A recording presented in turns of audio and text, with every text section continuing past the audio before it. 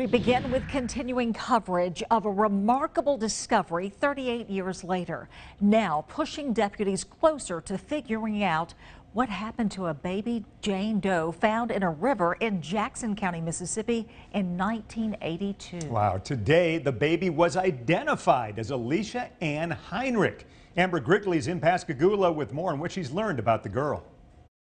It was December 5th, 1982 that a baby Jane Doe was found in the Escatawpa River here in Jackson County, Mississippi. For 38 years, she's been known as Jane Doe, but this year, Alicia Ann Heinrich will forever live on in this community.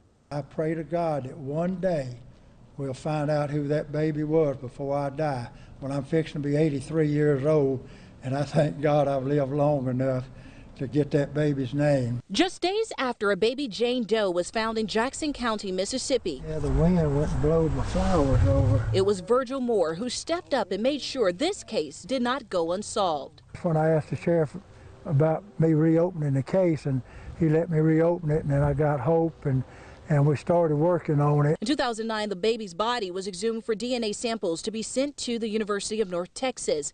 Nearly 10 years later, in September 2020, it was revealed that baby Jane Doe was Alicia Ann Heinrich.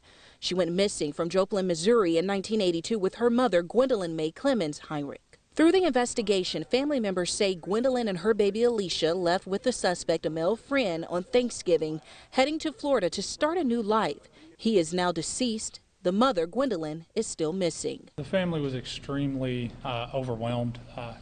They had no idea. They were still under the assumption that Alicia was alive and living somewhere. Many investigators all poured into this investigation looking for answers.